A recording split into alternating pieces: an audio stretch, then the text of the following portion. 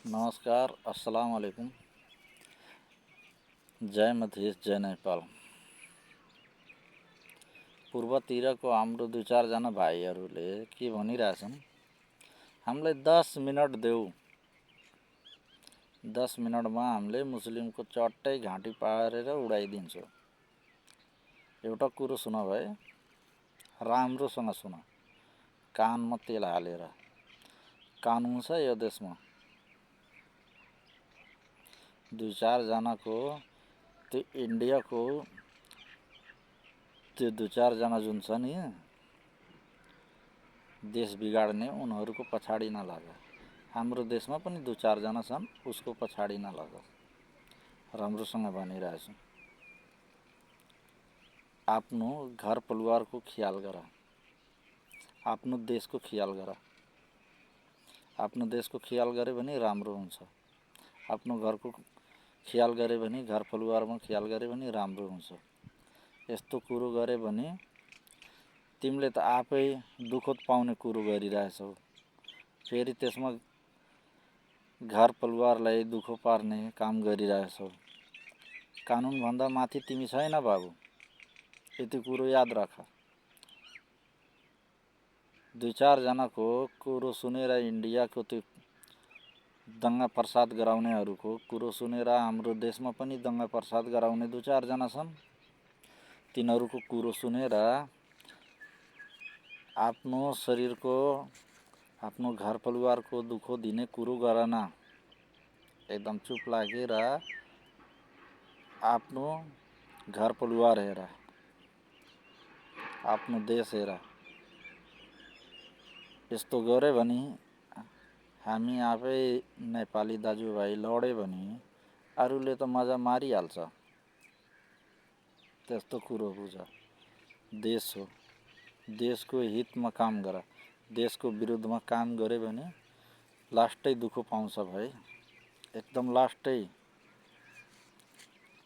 जुन नेताले तिमीहरूलाई भड्काइरहेछ नि, त्यो नेता आउँदैन, छेउमा पनि आउँदैन। त्यसले के भन्छ थाहा छ? थाहा छैन होला।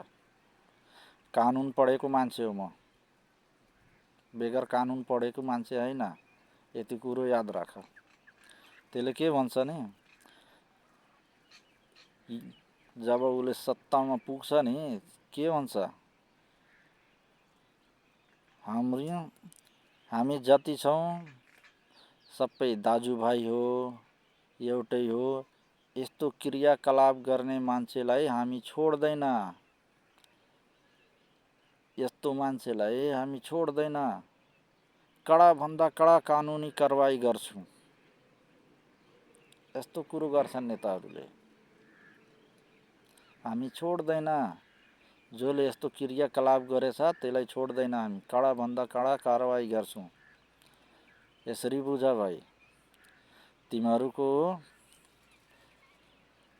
जति पावर छ भने आजमाइहाल। मुस्लिमले छेउमा आउँदैन भाइ, तिमीहरूको छेउमा आउँदैन। तिमीले यस्तो बयान दिए भने, विवादित बयान गरे भने हाम्रो देशको दाजुभाइ जति छन्, हाम्रो देशवासी, तिनीहरूले चट्टै पारिदिन्छ तिमीहरूलाई। मुस्लिमले छेउमै आउन पर्दैन, हाम्रो देशको मुस्लिम दाजुभाइहरूले आउनै पर्दैन।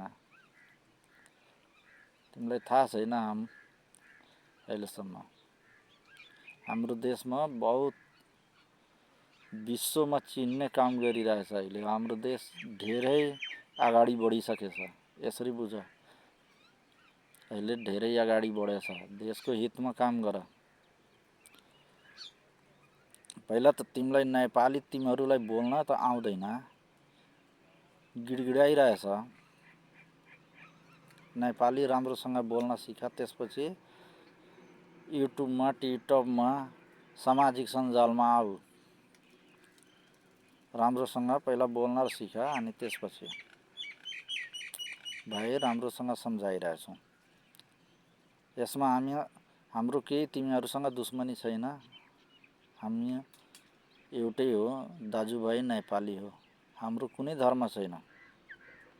एकचोटि होइन, म सबै भिडियोमा एउटै कुरो भन्छु, हाम्रो धर्म सिर्फ एउटै हो। हामी हिन्दू, मुस्लिम, सिख, इसाई कुनै होइन। हाम्रो धर्म सिर्फ नेपाल हो। नेपाल, हामी नेपाललाई मान्नुपर्छ, नेपालको हितमा काम गर्नुपर्छ, नेपालको संविधानलाई मान्नुपर्छ, नियम कानुनलाई मान्नुपर्छ। हाम्रो पुलिस प्रशासन छ, हाम्रो नियम कानुन छ, त्यो नियम कानुन अन्तर्गत हामीलाई बस्नुपर्छ। त्योभन्दा माथि विरुद्धमा उड्यो भने हाम्रो प्रशासन यति कमजोर छैन बाबु, यति कमजोर छैन हाम्रो प्रशासन। हाम्रो नेपाल सरकारको कमजोर प्रशासन छैन, हाम्रो नेपाल सरकारको व्यवस्था कमजोर छैन, एकदमै राम्रो व्यवस्था छ, विश्वमा चिन्ने व्यवस्था छ। हाम्रो प्रहरी दाजुभाइहरूले किन आउँछन्? नेपाल प्रहरी विश्वमा नम्बर 1 मा चिनिन्छ, नम्बर 1 मा चिनिन्छ बाबु। राम्रोसँग कानुनी किताब पढ, अनि त्यसपछि थाहा हुन्छ। तिमीहरू कसैको चढाएमा यताउता उचालेको कुरोमा नजाऊ। हाम्रो यो तराई, मधेस, हिमाल यो केही नगर, हामी नेपाली हो। यो मधेसी हो, यो पहाडी हो, यो हिन्दू हो, यो हिमाली हो, यो दुनिया दिवाना हो, यो कुरो कहीँ पनि ननिकाल। राम्रोसँग बस, राम्रो ज्ञान ल्याऊ। तिमीहरूलाई जुन ज्ञान दिइरहेछ नि, त्यो ज्ञान दिने मान्छेले या त उसले पढे छैन, या त आर्थिक उसले पागल छ। त्यसरी बुझे हुन्छ। त्योभन्दा बढी हामीले केही भन्नु पर्दैन।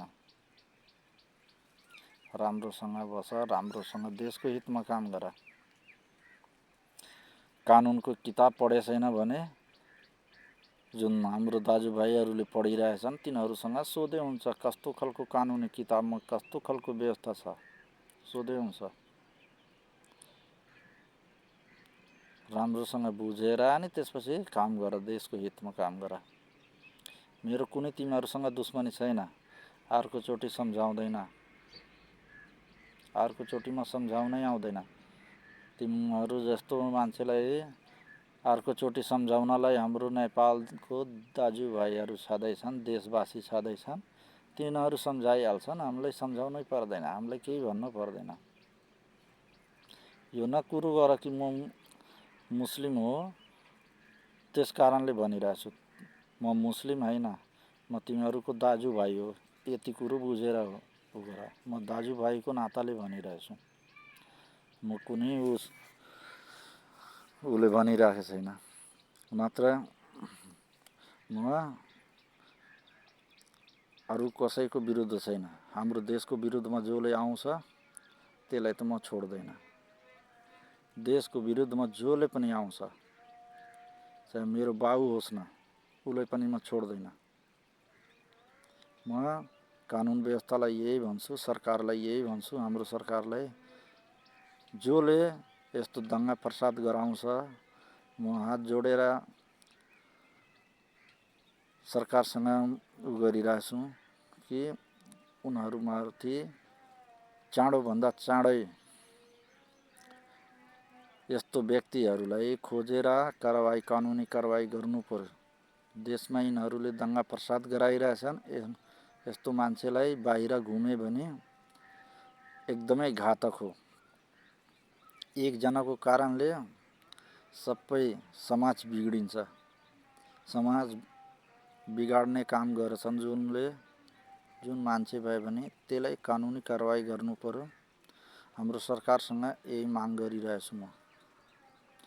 सरकार जुन पनि सरकार आओस्, राजा आओस्, अनि हाम्रो नेताहरू भए भने मलाई केही आपत्ति छैन, केही आपत्ति छैन। तर जसले पनि राम्रै विकास गर्छ, देशको लागि हितमा काम गर्छ, हाम्रो लागि त्यही महान हो, त्यही भगवान हो, त्यही ईश्वर हो, त्यही अल्लाह हो। यसरी कुरो बुझे हुन्छ। हामीले जसले हाम्रो देशको हितमा काम गर्छ त्यही मान्छे राम्रो हो। हाम्रो देश कसैभन्दा पछाडि छैन, हाम्रो देश सबभन्दा अगाडि निस्किरहेछ। यस्तो काम गर, देश अगाडि निकाल्नलाई सहयोग गर। सहयोग गरे भने एकदमै राम्रो हुन्छ।